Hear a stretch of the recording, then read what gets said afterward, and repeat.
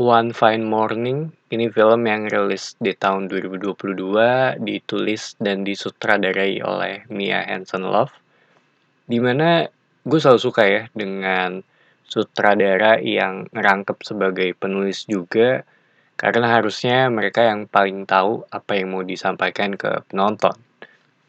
Dan ini salah satu film yang sebenarnya gue pengen nonton pas festival film di CGV ya, tahun 2022. Cuma sayangnya waktunya nggak sempet, gue baru sempet nonton sekarang. Dan sebelum nonton juga gue udah tahu sih kalau ini tuh akan menjadi film yang terhitung segmented ya.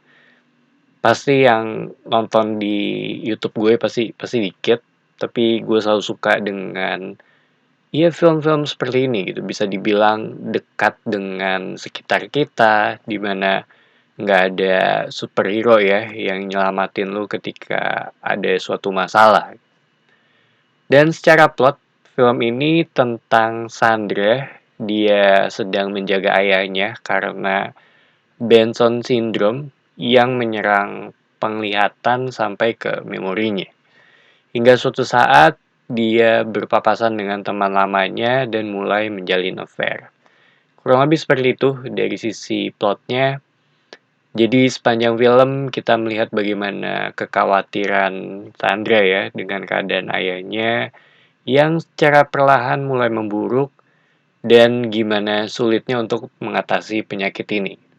Tapi di sisi lain kita melihat bagaimana hubungan barunya ya dengan selingkuhannya yang juga merupakan teman lamanya gitu dan dia bernama Clement. Mungkin singkatnya tentang kehidupan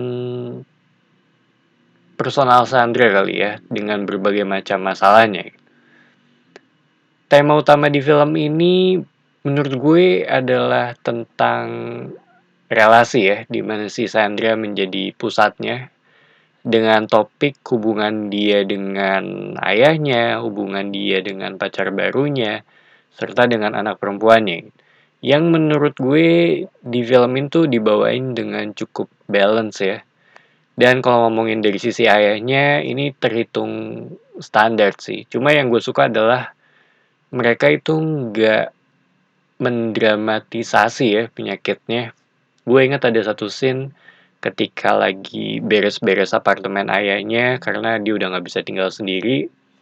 Itu emang sedih sih, tapi di sini tuh dibawain dengan realistis gitu. Bagaimana si Sandra ini menangis karena ya secara perlahan si ayahnya mulai lupa ini dan itu, dan dari sisi keadaannya juga mulai memburuk ya, terutama dari sisi daya ingat sih yang ditampilin di sini gitu.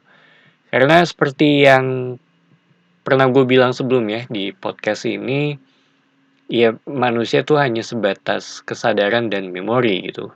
Ketika hal itu diambil ya udah selesai. Dan kadang juga kita tuh suka nggak sadar bahwa kenyataannya orang terdekat kita tuh bisa pergi atau terkena masalah kapan aja gitu. Terutama dari sisi kesehatan ya. Sedangkan relasi dia dengan pacar barunya juga ini terhitung cukup jelas ya.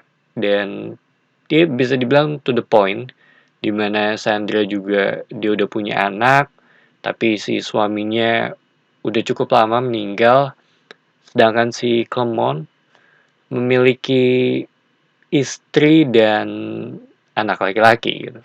Tapi sayangnya nggak ada backstory yang terhitung kuat sih. Kita cuma tahu apa yang terjadi sebelumnya melalui percakapan yang singkat. Cuma sisanya gue nggak mau terlalu banyak spoiler ya. Jadi kadang tuh gue ngerasa ya agak kurang dapet ya koneksinya antara Sandra dan Clement. Dan itu menurut gue ya. Sedangkan hubungan Sandra dengan anaknya ini terhitung cukup banyak screen time-nya gitu. Karena awalnya gue kira ini lebih ke hubungan Sandra dengan ayahnya dan hubungan Sandra dengan selingkuhannya gitu. Tapi ternyata dari sisi anaknya tuh terhitung punya porsi yang nggak sedikit gitu. Sisanya lebih ke, ya ke keluarga dan pekerjaannya si Sandra. Dan setelah gue nonton film ini ya, jujur aja gue agak pusing di bagian awal gitu, karena buat gue terlalu banyak informasi yang disampaikan, ditambah juga gue nggak bisa bahasa Perancis, dan ini film drama yang emang berat di dialog gitu, jadi gue harus perhatiin subtitlenya gitu, kalau nggak gue akan miss apa yang dibicarain gitu. Dan ini juga buat gue terhitung film yang datar ya gitu, bagaimana fokusnya tuh lebih ke karakternya Sandra tentang kehidupannya dia saat ini gitu. Dan ini ngelihat dari ya hampir semua aspeknya gitu, karena hampir semuanya tuh ditampilin di sini gitu, mulai dari hubungannya sampai mengenai pekerjaannya juga gitu. Dan secara topik juga ya menurut gue ini terhitung gampang ya untuk dimengerti, mungkin akan relate dengan orang yang udah dewasa juga gitu, karena dari sisi apa yang dibawain juga lebih mengarah ke sana. Khususnya untuk orang-orang yang memiliki masalah seperti ini gitu, karena ya untuk mencari pengobatan bukan hal yang gampang ya. Perlu adaptasi lagi dari sisi hidup dengan adanya penyakit ini, dan yang terpenting yaitu menerima kenyataan gitu, dimana ini merupakan hal yang sulit gitu untuk melihat bahwa semuanya itu udah nggak seperti dulu lagi.